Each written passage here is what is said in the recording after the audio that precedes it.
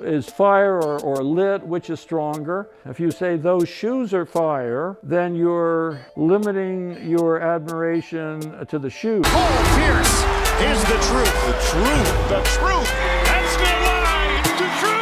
The truth, the whole truth, and nothing but the truth. What is up, YouTube? It's your boy, The Truth, back at it with a brand new video. Today, I wanted to talk about something called ageism. Yeah, that's a word I didn't think I'd ever be using, but I've been hearing these younger creators talking about, oh, you're 35, you shouldn't be dressing like that. When are you going to grow up? When are you going to stop collecting shoes? When are you going to stop being involved in the culture? So I just wanted to address some of those concerns from these younger creators. So first off, about the sneakers. The Jordan 1 came out in 1985, the 2, 86, the Jordan 3 was 1988, and the Jordan 4, which everyone loves today, originally came out in 1989. So, if you're wondering why older people wear these shoes, it's because we grew up with these shoes. Some of these shoes we couldn't afford as kids, and as adults now we can afford them, so we buy them. So if you're gonna kind of have an issue with older people wearing these, older people should actually have more of a right to wear them than the younger people. The younger people should be wearing stuff that's been invented and came out during their time. You guys can wear Yeezys. Let us older people wear what we're used to, what we're comfortable with, and that is the Air Jordan that we grew up with. Now, more than ever, times are changing.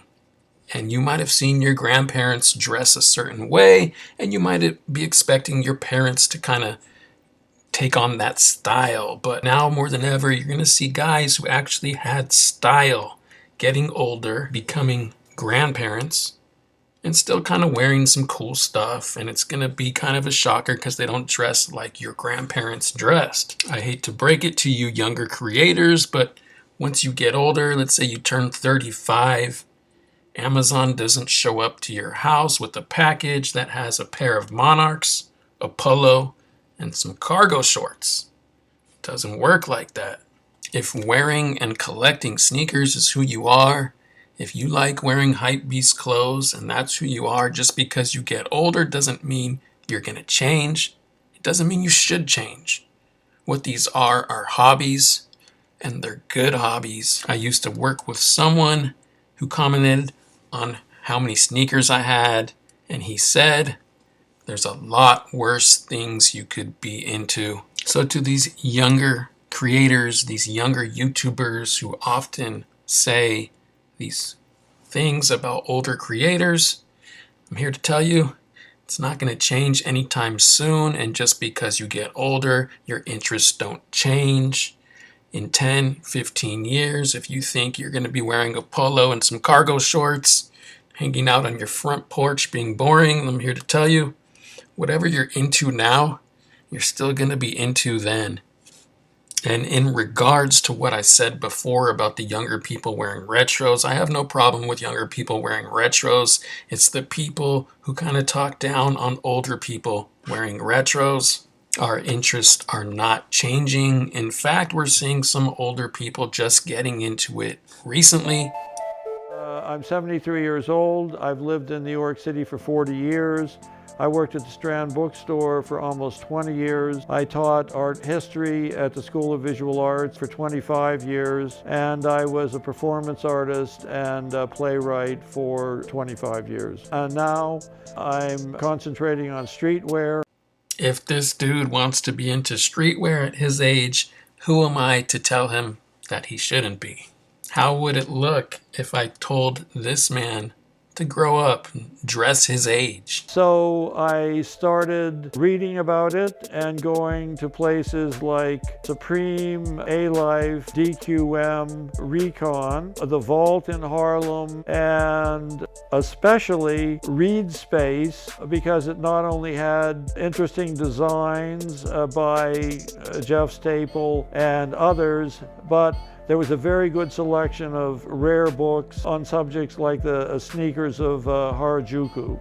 This man probably shops at cooler stores than you do. He said A-Life, which if you don't know, it's kind of like Supreme's little brother.